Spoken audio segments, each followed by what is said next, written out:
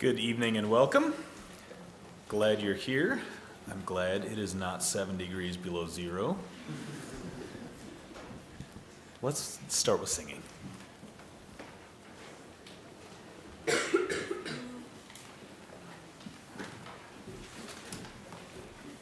Indeed, we'll begin with You Are the Light of the World. There's 3 verses here. You can turn to the next slide, Aaron. I believe it's somewhat familiar. And I was thinking about what rights and responsibilities do we have?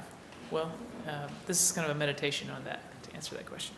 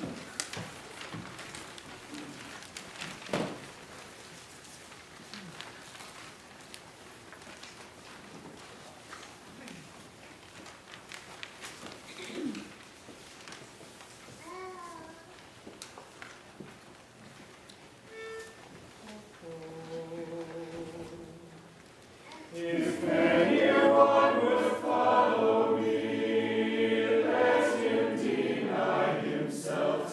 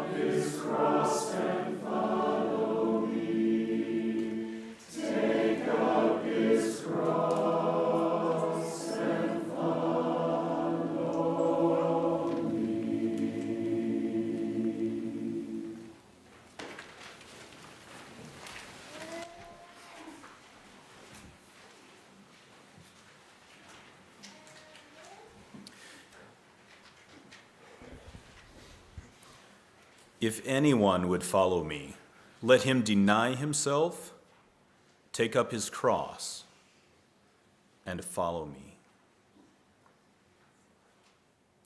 We hold these truths to be self-evident, that all men are created equal, that they are endowed by their Creator with certain unalienable rights, that among those are life, liberty, and the pursuit of happiness. An excerpt from Acts 16, having received this order, he put them in the inner prison and fastened their feet in the stocks. About midnight, Paul and Silas were praying and singing hymns to God, and the prisoners were listening to them. And suddenly there was a great earthquake, so that the foundations of the prison were shaken, and immediately all the doors were opened, and everyone's bonds were unfastened. When the jailer woke and saw that the prison doors were open, he drew his sword and was about to kill himself, supposing that the prisoners had escaped. But Paul cried with a loud voice, "Do not harm yourself, for we are all here." And the jailer called for lights and rushed in. Trembling with fear, he fell down before Paul and Silas. Then he brought them out and said, "Sirs, what must I do to be saved?" And they said, "Believe in the Lord Jesus, and you will be saved, you and your household." And they spoke the word of the Lord to him and to all who were in his house. And he took them the same hour of the night and washed their wounds, and he was baptized at once, he and all his family. Then he brought them up into his house and set food before them, and he rejoiced along with his entire household that he had believed in God. But when it was day, the magistrates sent the police, saying, "Let these men go." And the jailer reported these words to Paul, saying, "The magistrates have sent to let you go. Therefore, come out now and go in peace." But Paul said to them, "They have beaten us publicly, uncondemned, men who are Roman citizens, and have thrown us into prison.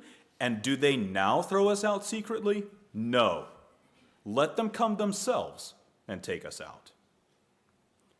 The police reported these words to the magistrates, and they were afraid when they heard that they were Roman citizens. So they came and apologized to them, and they took them out and asked them to leave the city. Only a few excerpts from our faith traditions, from our civil tradition and history, that address the questions of rights and responsibilities. I sit on the board of directors for the Hutchinson Community Foundation, and recently in Grants Committee, we were reviewing an application for funding to establish a tenants association in Hutchinson. And, I'm generally in favor. I think that's a good idea. I think well-educated tenants and well-educated landlords are better for everybody. And I think that tenants deserve somebody to help advocate for them when they are powerless in the face of unscrupulous landlords. As a property manager myself, I do have some opinions about some of these issues. And I commented in the discussion, as we were trying to decide what we were going to do with granting funding here, said, I'm in favor of the idea. I think the tenant association needs to be formed. And I've noticed that when we interact as property managers with tenant advocates, they are typically much more concerned with their rights than with their responsibilities. And as soon as I said it, I thought, aren't we all?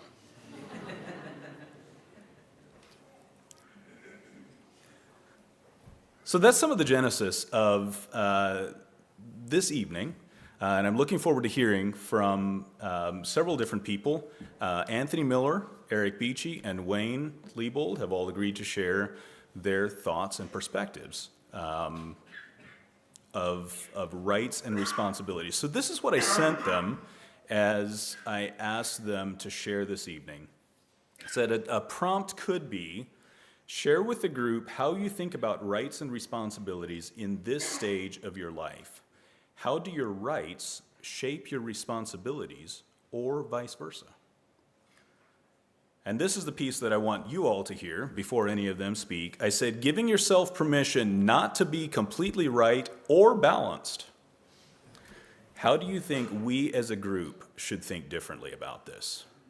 So if you hear something that might not be right and might not be balanced, that's actually what we're looking for this evening. So I think at this point I will take your announcements, and then we will get started with Anthony. What announcements do you have?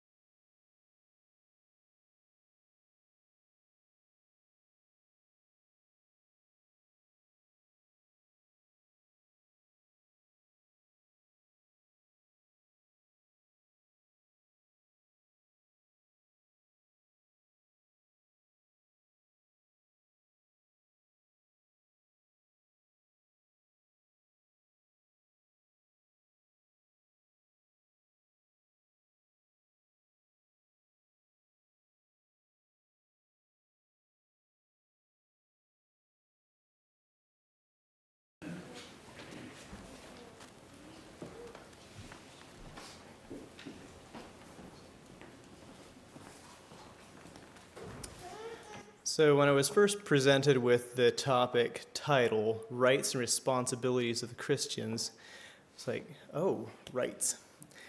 We like rights. And my first thought went to kind of the American understanding of rights. We have freedom of speech, We have life, liberty, and the pursuit of happiness prescribed as rights. And I started thinking a little bit more about Christians and Jesus' call on our lives. And Jesus asked Christians to give up a lot of things, including some of our rights. And well, are there even rights that we can really cling to? Certainly not in the sense that Americans usually think of rights. So human rights, fairly broadly, there's life. And it's a protected right. When you murder somebody, you're held accountable. Often the death penalty is warranted. Possessions are often considered a right. Even dogs, if you notice, there'll be a dog and he has a bone, and the competitor dog comes over and takes the bone. Both dogs know that somebody's right's been violated. They're very conscious of it. In the Enlightenment, free thinking of man was a big issue. It's obviously not the first time that's been a thing in history, but the Enlightenment kind of reinstituted that basic right. Along with that understanding of that right comes a responsibility then. If you have the ability to make a choice, you also have the responsibility to use that choice well. We think of even in war, when a soldier is operating under direct orders, if he is given an order that goes contrary to human rights and is a violation of human rights, he is responsible to not go through with that order, even though he is under command. So in the Minor Prophets, there is judgment pronounced against Israel for letting rich people extort the poor and the stranger, trampling their rights simply so that the rich could line their pockets. Jeremiah 5:28, talking specifically about the wicked men among Israel, says, "They've grown fat and sleek. They know no bounds in deeds of evil. They judge not with justice the cause of the fatherless to make it prosper, and they do not defend the rights of the needy."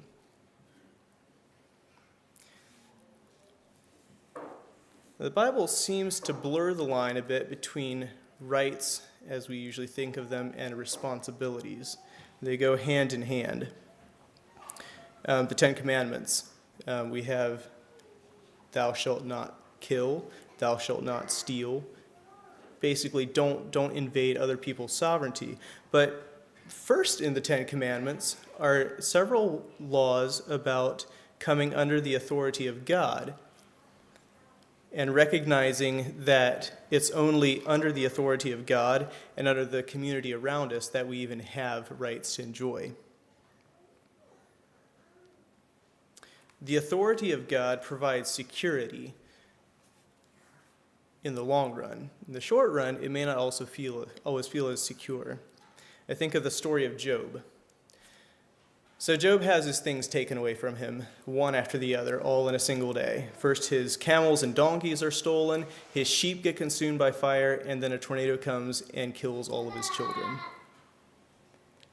Moreover, his health is taken away, and to top it all off, he has a wife and friends that give him terrible advice.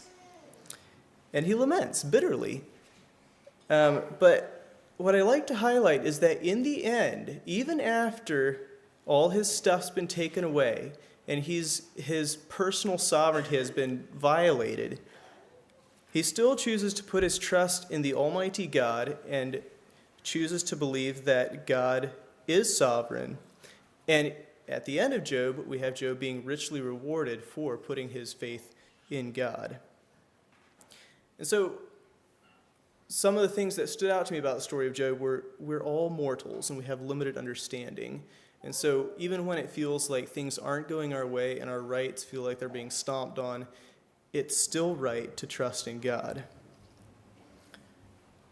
Additionally, we have the responsibility to be grateful for what God's given us. Without gratitude, the world becomes a pretty bad place. In the New Testament, Jesus goes further than the Old Testament laws supporting rights. specifically the rights of other people, not my own rights.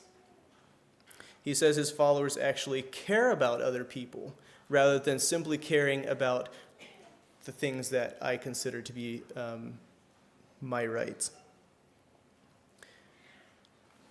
In Matthew 5, says, "Ye have heard that it hath been said, an eye for an eye, and a tooth for a tooth. But I say unto you that ye resist not evil, but whosoever shall smite thee on thy right cheek, turn to him the other also. And if any man will sue thee at the law, and take away thy coat, let him have thy cloak also. And whosoever will compel thee to go a mile, go with him twain. Give to him that asketh thee, and from him that would borrow of thee, turn not thou away." And he goes further. It says, "Ye have heard that it hath been said, Thou shalt love thy neighbor, and hate thine enemies.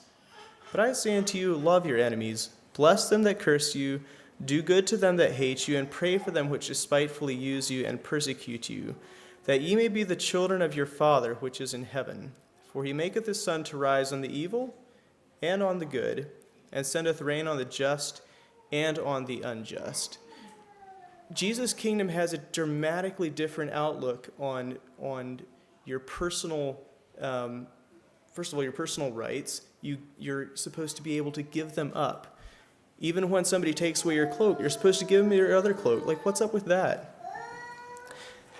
You're supposed to love your enemies rather than hate them. It's the principle of goodwill instead of retaliation. And it comes from a sense of knowing that in the end God will make all things right, and choosing to rely on him in that way.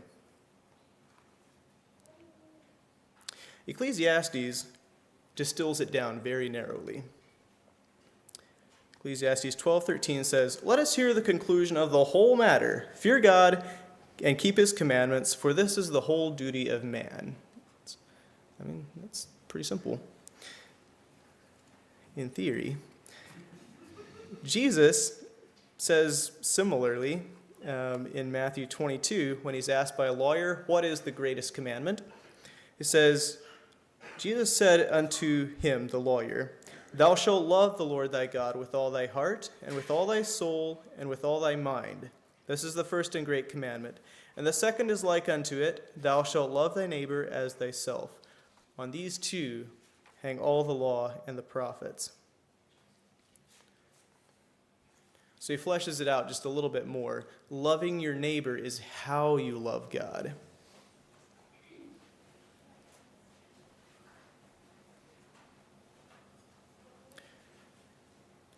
The sermon last Sunday talked about faith and some of the heroes of faith and the way they responded to God, and it prompted action in their life.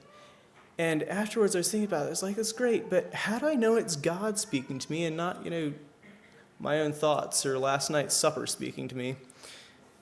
And then I thought of back in CBS, Elam had kind of a way of thinking about it.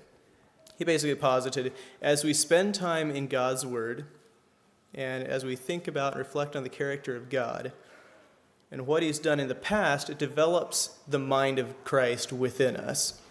And then out of that,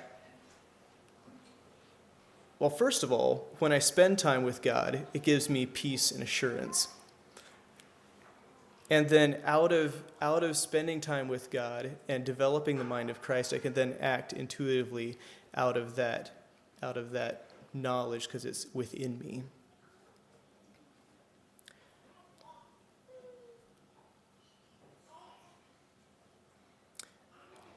Which is great, but there are times when I'm not going to think about, all the things I should think about in order to, direct my mind in the right way. In the story of the flood, illustrates that there are going to be floods that come into your life, and they're going to knock you off your feet unless you're prepared for them. And so how do you prepare for a flood? Could be, sickness or death of a loved one. It could be depression, losing a job, In the story, Noah is warned by God of the impending calamity, and he prepares the ark to save his family. And I think it's fair to compare Christ to the ark for us. So the solution is to rely on Christ. But how do we go about, actually putting our trust in Christ? I think we have a responsibility to our community and to those around us to help each other steer towards that goal, that higher calling. Without the support of friends and family, in times of crises, we'll be like Peter, taking our eyes off of Jesus right when we need him the most. So I think we owe it to those around us to stay close-knit and to not be distracted and kind of go off onto our own ways.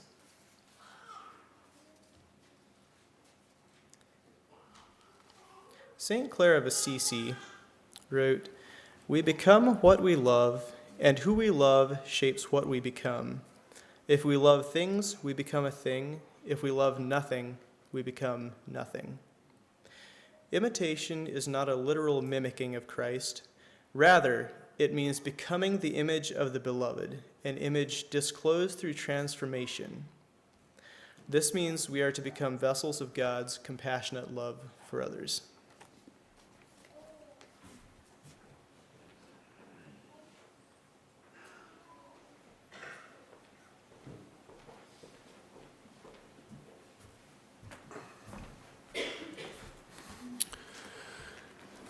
Thank you, Anthony, for sharing those thoughts.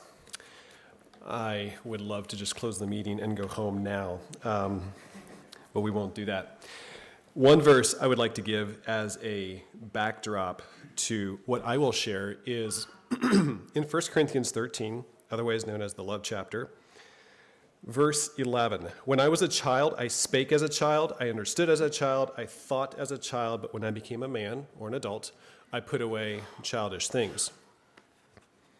About the age 13, I transitioned. I transitioned from being a child to being an adult, and I've spent nearly 23 years as an adult. Now, you might have a different number as to when someone actually becomes an adult. That's perfectly fine. But my daddy gave me my adulthood, and that's the number I'm using, the number 13. And so as Shane approached me and talked to me about this topic on rights and responsibilities, immediately I thought of a few key concepts in my life that I feel helped teach me rights and responsibilities. And this is very much a practical portion that I'm sharing here. I think Anthony gave us the scripture for it. Looking back on that gift that my father gave me, I find it was a very important step in acquiring rights and in maintaining and fulfilling responsibilities. We owe it to ourselves to offer some definitions, even though they might seem obvious. So rights are freedom to act or to be treated in a certain way. And I think also a key component of this is they're almost always given to us by another person or organization. And the responsibilities, of course, are our response. The way I define it is our response to our rights. Now, there's a little bit of chicken and egg argument here. Do we have our rights because we've proven ourselves responsible, or do we have our responsibilities because we have rights and we need to act in a way to maintain those rights?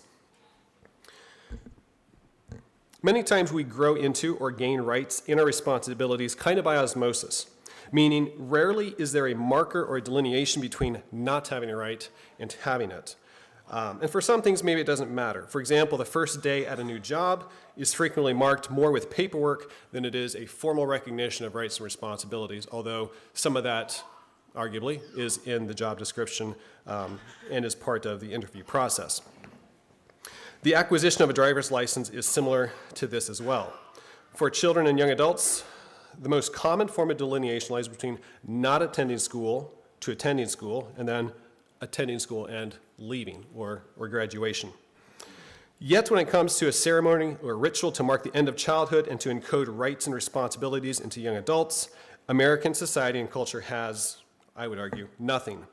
Oh, we have ceremonies marking the passage of time and movement in and out of institutions, most notably seen in school ceremonies, baptism, and marriage. But what I see lacking in society is initiation.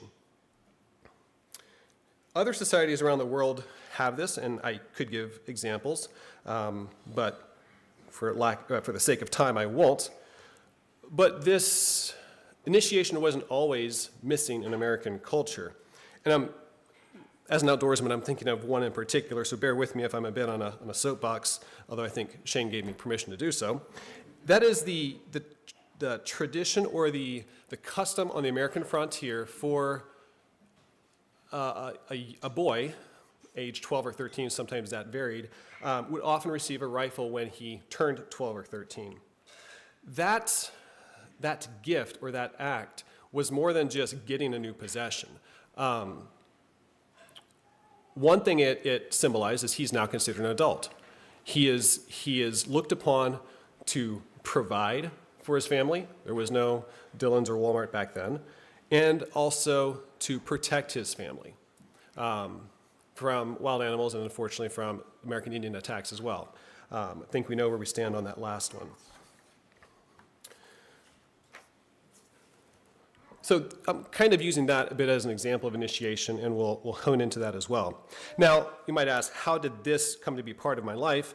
And I'll explain that, but I do need to talk about 3 ideas or phrases that were frequent in the Philip Beachy household that I grew up in, and then also give you a little bit of background on my father.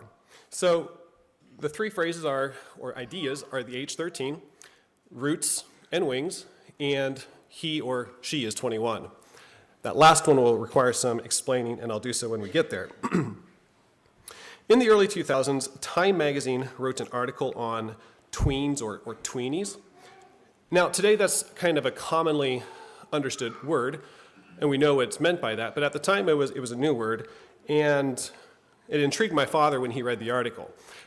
That term refers to sort of a time period between childhood and adulthood, and again, experts will, look for a definition, and it's a bit vague when it starts and when it ends. But generally considered, this time frame is generally considered to be a bit of a no child's land, where societally there's not much expected of a child in that time era. Now, this confirmed a little bit of what my father was thinking on responsibilities, on trying to help his children enter adulthood. And I should say that this happened also as some of my older siblings were past the age of 13. But for my father, he was the 5th boy in 6 years in his family. And so there was times in his life where he felt he didn't get the appreciation or the affirmation from his father that he wanted. And he also read a lot of books on the American frontier. And so somehow this idea of a young man at the age of 12 or 13 receiving a rifle, and that kind of being a way of encoding the rights and responsibilities of an adult into that person's life, stuck with him. And so he was trying to think, how can I as a father mark this transition for my children and do so in a way that encourages them towards adulthood? And so he did not want us to be stuck in our tweenie era. He wanted us to grow into full adulthood. And so for him, one more? Yes. So at the age of 13, we were considered adults. We weren't physically adults, but he considered us adults. And he told us, I see you as an adult, I will treat you as such as well. In my eyes, you are invited into my adult world. And he deliberately asked us our opinions on things around the house. And I can relate a story where I keenly felt that gap between my lack of knowledge as a boy and his larger expanse of life wisdom. But he deliberately asked us for our opinions and treated us as such as adults. He often said, if I can trust you, you have the keys to anything I have, but ruin that trust and your privileges or rights are shortened. And additionally, as youth, we never had a curfew. Sure, there might have been some explanation for why we were out later than normal, but he never said you must be home by a certain time. That was a freedom he gave us. So that's a bit of the atmosphere surrounding that. Additionally, and this, some of us siblings look more forward to this than others, but when we turned 13, we were no longer spanked, and we thought that was good. But instead, there were maybe more there were different, a different set of punishments that were given, and a bit more along the lines of principle and less just, punishment. Already mentioned we were considered adults, already mentioned the no curfew. But when I turned 13, I received from my father a Remington 870 Wingmaster. And that, not all of us children got that. There were only a few of us that did. But to me, being an adult is symbolized in that. And so encoded into that gift, not only, now that I'm being seen as an adult by my father and mother, I'm also now expected to contribute to the family. Yeah, I'm not necessarily going to go out and be shooting for food for our table, but I have a right to contribute, and I also have the responsibility not to abuse that right or the power that I have. Likewise, it's also symbolic for how my father sees me. That gun I will never voluntarily part with, not because it's crazy expensive or priceless or whatever, but it's because it's symbolic of how my dad sees me.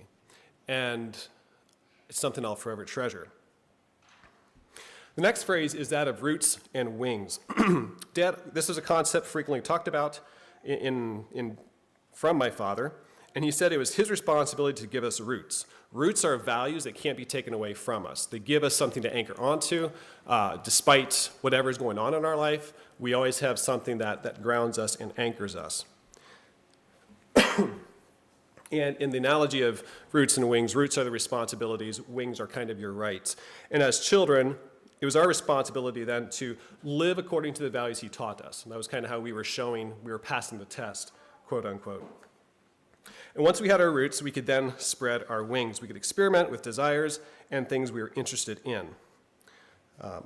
And we metaphorically and physically grew wings as well. Oftentimes, our house was more like an airport. Now the last phrase, he or she is 21.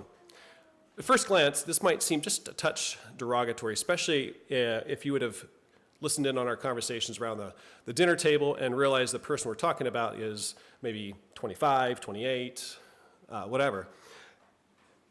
And it's in our household, it wasn't derogatory.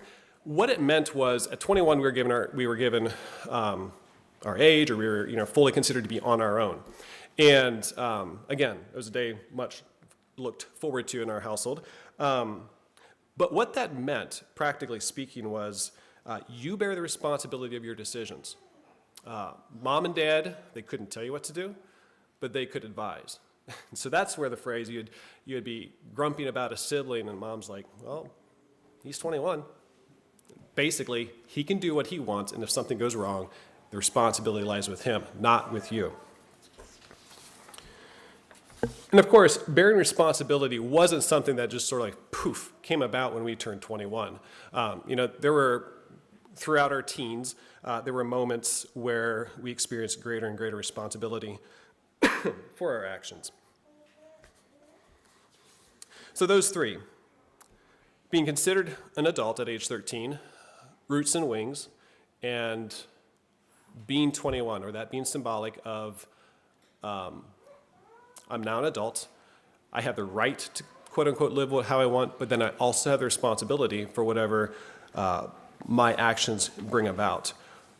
When I think about rights and responsibilities, that's what sticks in my mind. And Shane gave us the prompt of how do you think we as a group should think differently about rights and responsibilities? I'm not sure we do too well with encoding rights and responsibilities in some kind of ceremonial fashion to our young people. And again, age can vary. You might put it at 10, someone else might put it at 15 or 16. I'm fine with that. But some marker that indicates you are now moving into the adult world. We now consider you as adults, both from a family perspective. I think that is key and vital, but also I think it's helpful to then also bring in the community into that as well. It doesn't have to be the entire church, for example, but having some of the father's peers there as well can be very strengthening, I think, to a young person as they're making that transition. I think we can agree that there's an epidemic of fatherlessness in our society, and many young people are adrift with no purpose. They for sure see authority as not necessarily something to be embraced because they haven't been modeled an authority that loves them and cares for them. I'm not a father, but if I did have children, I don't know if I would differ much from what my father modeled when it comes to guiding them from childhood to adulthood. I would say that I was affirmed in who I was as an individual. I was affirmed affirmed into being an adult. I'm not quite sure how to phrase that, other than it was not something that was discouraged, but rather it was something that was embraced. And I was given increased rights while I proved my responsibility. So that's just a bit of my thoughts on rights and responsibilities. And again, going back to 1 Corinthians 13:11, when I was a child, I spake, I understood, I thought as a child, but when I became a man or an adult, I put away childish things.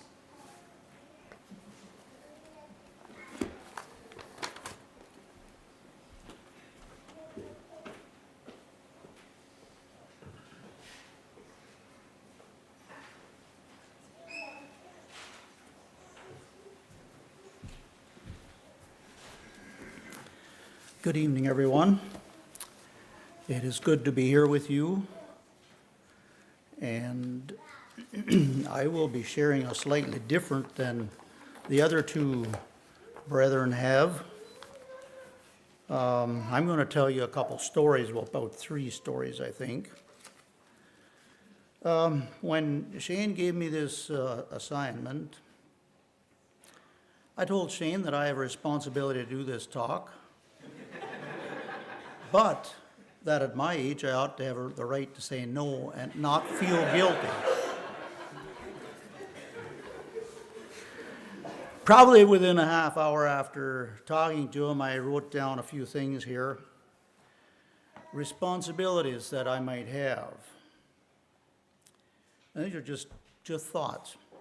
Be respectful, be an example, be prayerful, be humble, be kind, be gracious, be generous, be friendly, be courteous. And then I thought, well, I have to write some down for rights now. Well, the right to make my own choices, the right to be respected, the right to be treated fairly. And I kind of stumbled and stopped there. And I come up with less rights at the end of the day here than I did when I started the topic. The question is not if we have rights, but what we do when they are violated. How do we respond when our rights are stepped on? That's the key question. A large part of what shapes how I interpret my rights and responsibilities are based on how it will affect relationships. I have the advantage of looking back, 70 years, and asking the question, what did I lose and what did I gain by not demanding my rights? Okay, this first story goes back quite a long ways. Our daughter was working as a maid for a couple with young children. And this particular morning when she went to work, it was very foggy, like just really bad. And she turned the lights on for visibility for the other people to be able to see her. And she got there, she shut the car off, but she didn't turn the lights off. And this was early in the morning, she didn't leave till late in the evening.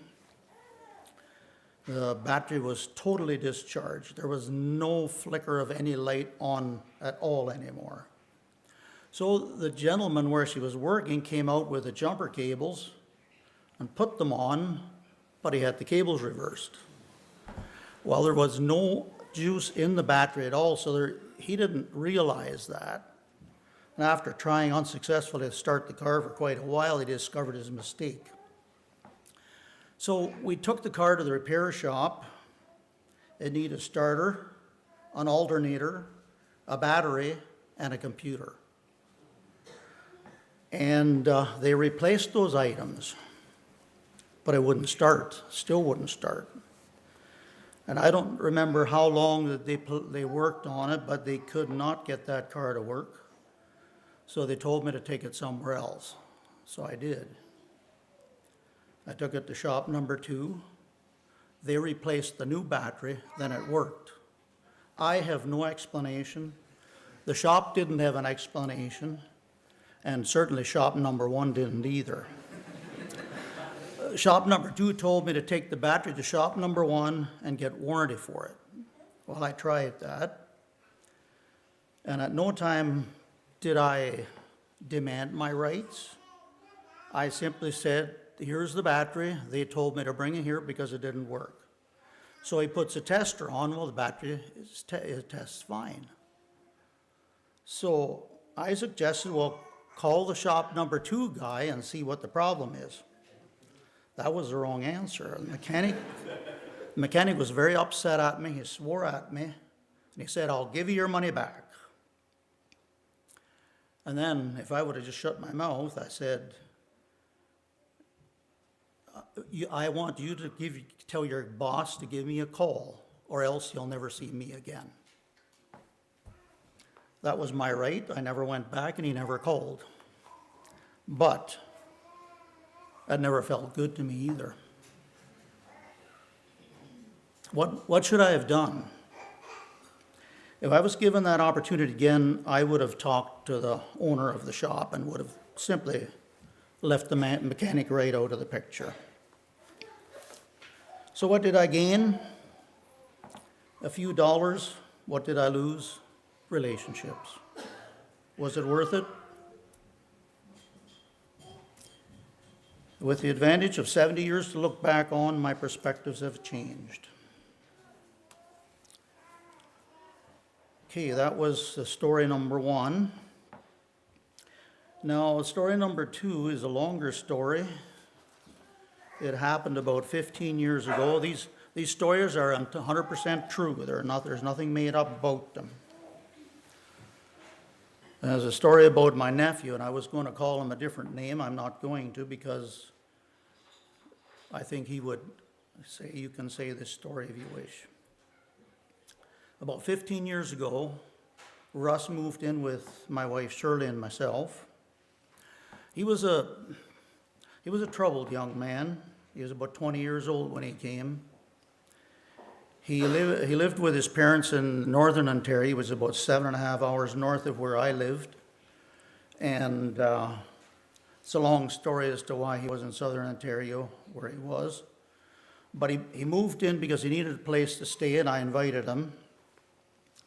And he needed a job, so that was the first thing I did, was help him find a job. And the second thing he needed was a car to get to work and home. He was 20 years old after all, had never earned a car or owned a car in his life. So we went car shopping, and we found a vehicle that was satisfactory. He needed financing. How does a young man get financing if he doesn't have a job currently? We're trying to get a job. And he has moved from northern Ontario just weeks before that. Hadn't been at this current address for more than, well, in fact, he hadn't even been living there yet at that time, but he was going to move. So anyhow, about the only way to get money for that man was for me to co-sign. That, by the way, is a mistake. Don't ever do that. He wasn't good at handling money. This is his way of handling money. You could find it in every cup holder of every vehicle he drove, every pair of pants that went to the laundry, on the stair steps, and on his dresser. That's where you could find his money. And that's where it stayed. I had a lot of coffees with the money that he left in the cup holders of my vehicles.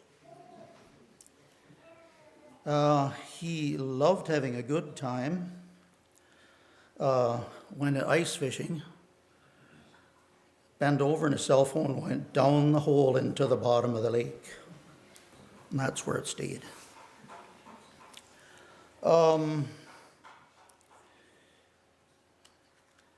He had a bad accident which did not make life easier for him. It wasn't his fault. He started working for a shop that put in garage doors and sold and installed garage doors, and he was on the crew helping put in his garage doors. One day he was on a step ladder, and this shop had an overhead crane, and I'm not sure what they're called, but it's the kind that is a I-beam on the one side of the building and another on the other side of the building, and then there's one all the way across. The whole thing travels back and forth.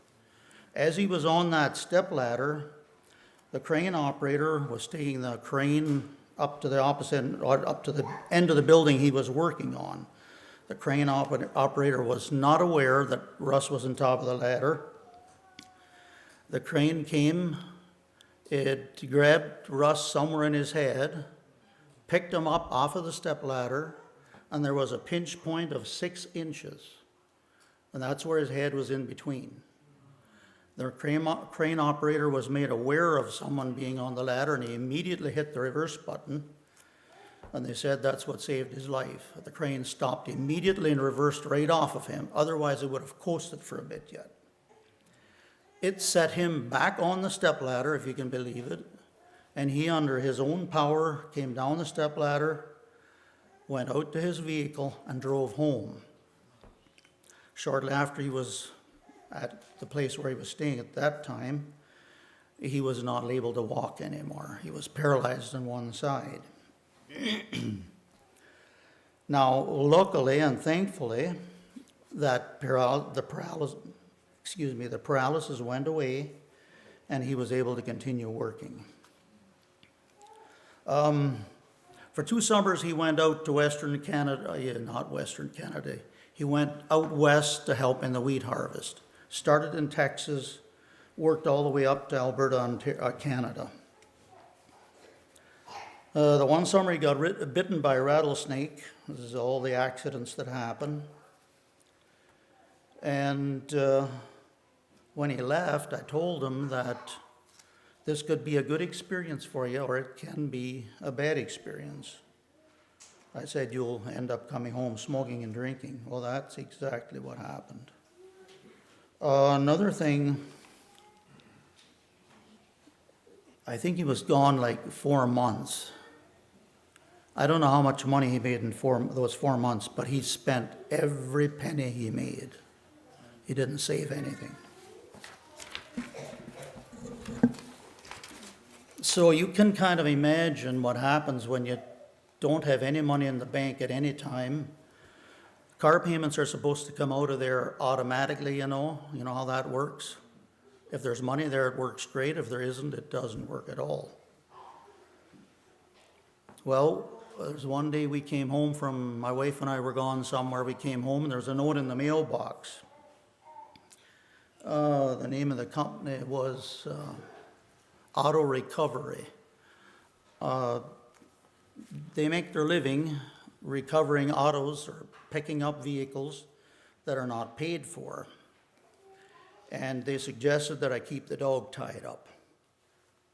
I suppose I should have had it tied up, I don't know, but he didn't like the dog anyhow. So he didn't pick up the car. Well, that made me aware that there was some problem, so I checked into it and found out that Russ had made about 1 or 2 payments on the car, and that was all. Never made any more. So this is responsibility for me now. Being a co-signer made me responsibility to make the payments.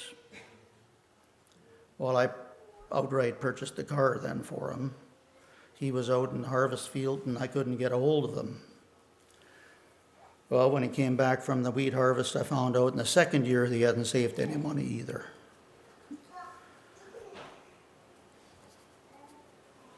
I should have maybe mentioned that he was supposed to pay rent at home too to live with us, and that didn't happen either. I guess my rights being violated is a little bit what I'm trying to say. And of course, some of that, when you're a foster parent or when you're trying to help someone, you're responsible to try to help them make better choices. Well, I tried to help Russ set up a budget plan to manage his money. We went into the bank and talked a bit with the manager, and they gave us some literature and some forms and stuff to use. Yeah, well, his money was his right, and his right to use it as he wished, and that's what he did. One day when I needed fuel in my pickup truck, I told Russ to take it to the card lock and use my card and fill it up with fuel. So he knew that I had a card and worked great. So sometime later, I needed to fill up the pickup truck with fuel, and I did so. And for whatever reason, I put the card into the cup holder instead of putting it in my wallet the way I should have. Anyhow, the card went missing. And I think it was a month or two later that I discovered, according to the statements, that somebody was still using my card. So checking out the dates of when it was used and where it was used, it seemed to me that it was probably Russ that was using it. So I did ask him about it. No, he doesn't know anything about it. He didn't see it. And my wife one time asked him about it. No, he didn't see it. A little bit later in the evening, he asked me if I could use my pickup truck. He wanted to go away, and he didn't have a vehicle that was working at the time, so I said he can have it. And I think it wasn't 2 hours later, the police knocked at the front door, and I wonder what is going on now. Well, they said they picked him up. He had threatened to harm himself, and they picked him up and took him into the hospital. Russ's life went downhill. You know, it's one thing and then the next, and that's when we demand our rights, things go the wrong way. In Ecclesiastes 9, you read some words that indicate that you have a right to make your own choice. This is what it says. Ecclesiastes 11, verse 9. Rejoice, O man, and let thy heart cheer thee in the days of thy youth, and walk in the ways of thy heart, and in the sight of thine eyes. But know thou that for these things God will bring thee into judgment. And chapter 12, verse 1, remember now thy Creator in the days of thy youth, while the evil days come not, nor the years draw nigh, when thou shalt say, I have no pleasure in them. My nephew had his rights. He enjoyed them, but they didn't last. After 3 years with us, he moved back home to his parents. I lost thousands of dollars trying to help him, along with many hours of time. What did I lose? What did I gain? That depends on which lens I look through. Monetarily, I lost thousands of dollars, but relationally, I gained a new friend, or a life friend. Through the years, Russ would always come back to talk with me. He wanted relationship, and it's still that way. Okay, so he moved back home to his parents. And he soon moved out again, too. He had his final fling. He moved in with a girl, and a short while later they had a child. And then reality hit home. All of a sudden, they needed a house. He needed to provide. The bad habits learned while on the harvest crew demanded their rights: smoking, drinking, and parties. You know, we all have rights to make our own choice. We all have the right to make our own choices, but we cannot choose the consequences. Having a child helped him mature. They have 2 children now. He really likes his children, his 2 boys. He is very concerned about them, and if there's one thing that puts him into action, is thinking of his children. About a year later, they got married, and I was invited to the wedding. Russ wrote his own wedding vows, and I was challenged. This is what he wrote. He said, "I may say unkind things to you," and that's talking to his wife, "and hurt you, but I will always love you." Now you have to remember, his wife came from a very ungodly home. She had seldom been inside a church in her life. Her mother has problems and addictions and was not a good mother. So their marriage has been rocky all along, but it came to a climax 2 months ago. That's about the time that Betty and I were in Canada visiting.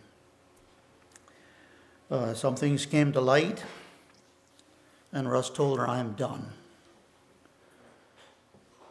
He had got in contact with a lawyer and instructed the lawyer to write up divorce papers. And then my brother Ken, and Russ's father, and I went to see Russ. He works at a dairy farm, and he was working at the farm that morning, and we went over to see the farm and to visit with him. And then after our short visit, we were going to go back to my brother's place for lunch. Russ was going there too, and then Russ asked me to join him on the way back, so I did. Then he turned to me and he said, "Wayne, I have made some choices I'm not proud of. What should I do?" He said, "You probably heard about my wife and I," and I said, "Yes, I did." And he said, "What I said at our wedding, I meant." He said that he would always love her. That evening, Russ told his wife, "I forgive you." This man never forgave anyone. He told her to come back home.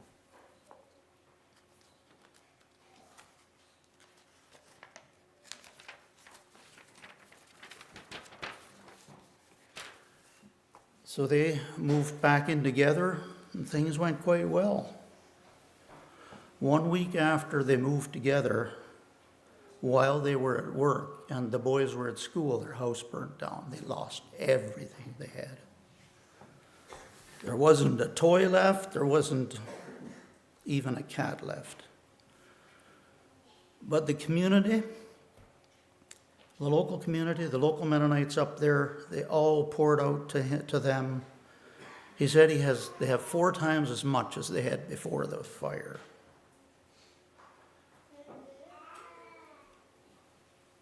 This man who never cried, he said he cries every night when he thinks of what the community did for them.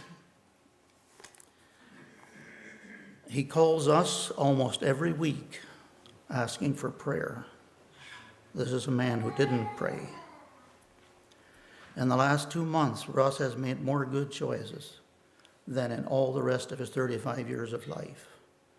And he is happier than he has ever been.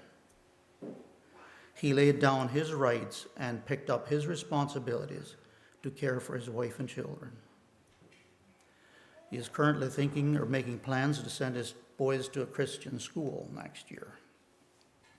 He is changing jobs so he can spend more time with his wife and boys. He's taking steps to ensure transparency between him and his wife. They need our prayers, and we hope the seeds that have sprouted will grow to bring forth an abundant harvest. And if you would ask Russ today what his rights are, he would tell you, I don't have any. He is a changed man, making excellent decisions based on how it will positively affect his wife and 2 sons. He is committed to stepping into his responsibilities and laying aside his rights. Okay, and now I have one more story. I realize I'm taking a fair bit of time here. Livestock exchange. I suppose some of you probably know what I'm coming at here. We own a few sheep, and about 1.5 years ago, there was a group of men that came in 2 different vans. They wanted to buy, they told me at first there was 1 sheep, which was not a problem. Then they wanted to buy 7. Well, that's okay too. We agreed on a price, $150 each. Then they slaughtered the sheep, they loaded the meat into the vehicles, and they climbed into their vehicles. Then one of them remembered they should maybe pay for it. So they paid, but they declared they did not have enough money. They had $350 less than was agreed upon, and that's the way it was when they drove out the lane. Later, we heard they were bragging to their friends about the good deal they got, and there was more to that story too, but do I not have the right to be treated fairly? What does God say about such dealings? You can look it up in Proverbs. He calls it stealing. What should have I done? Yes, they got my goat along with my sheep.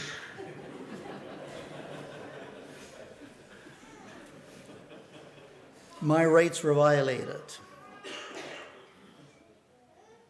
But I do not feel that I disrespected them in any way, and I'm happy for that. I have a right to say my sheep are not for sale. So I will not sell sheep anymore, but I guess what I'm saying is the times that I demanded my rights, I did not feel good about it. But the times when I gave up my rights, God had his way. Thank you.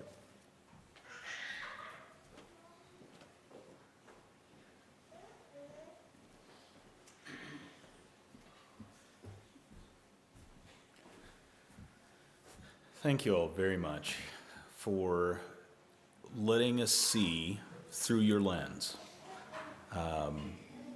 your perspective and experiences. You know, one of the things that stood out to me as I listened to all 3 of you is that we can all point, and we all can, point to times where we think about what our rights are and what our responsibilities are. And in those moments, we all have choices to make.